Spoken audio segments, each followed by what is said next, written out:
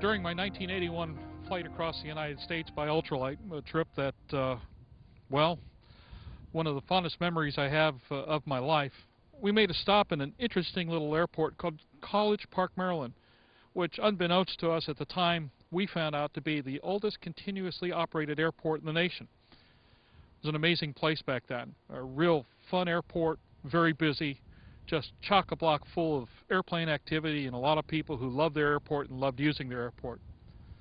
After 9/11, hard times came to College Park. Security issues, the TSA, FAA, a number of government agencies decided that operating out of College Park presented a danger to the nation, or more specifically to the nation's capital. We still don't exactly understand how. But since 2001, well, College Park has pretty much been under lock and key. You have to be vetted. You have to go through an extensive process, fingerprinting, background, you name it. And then there are significant limitations to how you can use this airport.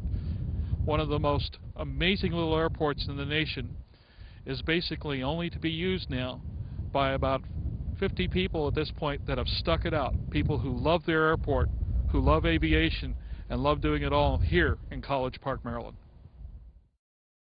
Aero-TV is brought to you by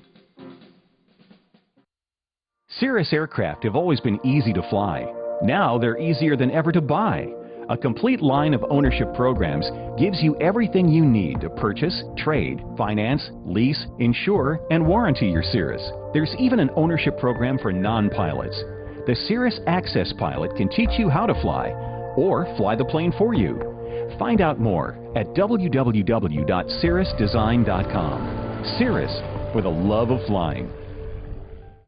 Now, back to Aero-TV.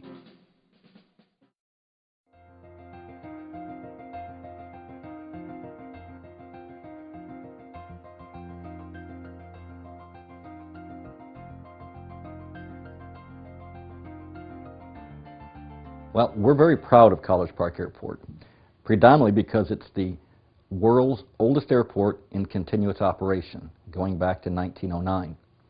The Wright brothers came here with the Army Signal Corps, and their job was to teach the first cadre of military pilots. So essentially, this was also the first Air Force base. And we've had pilots that have trained here with names like Hap Arnold and others of equal stature. And as time went on at this airport, other first and notable events took place. In the late teens, this was the Washington terminus for the first airmail service. They flew out of College Park Airport to Philadelphia and Washington and other places. Going a little bit beyond that, after that, this became the test bed for instrument landing systems for ILS. Machine gun experimentation from an airplane. They first decided if they could use an aircraft for offensive weapons, and they started dropping bombs and testing machine guns here at College Park Airport. The first cross-country formation flight took place here by the Army. Later on in the 30s, the father and son team of the Berliners, they were experimenting with vertical flight, and they put together various prototypes of aircraft, finally arrived at one which could actually take off and land. We have film documentation, and this became the site of the first helicopter experiments in the United States. And so our history just keeps going and going on and on, and we've been very proud of it. This airport's maintained its operation since 1909, and we're looking forward to the future, too. Aero-TV is brought to you by Today, there is an affordable, high-performance, easy-to-own and easy-to-operate very light jet designed with you in mind. Far less expensive than any other twin-engine jet to buy, it is also the least expensive to own and operate. It is the Eclipse 500, the jet that's easy to buy, easy to fly, and fun to own. The jet for you. Now, back to Aero-TV. Well, obviously, probably one of the most impacting days in this airport's almost 100-year history was September 11th, 2001.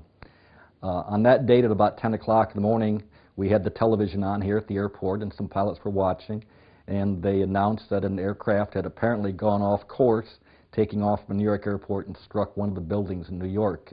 and we felt bad about that. Shortly afterwards, when the second strike took place, we knew that it was something more sinister than an accident. About that time, we noticed that there is an unusual number of arrivals here at College Park Airport. We had about a dozen airplanes that landed here.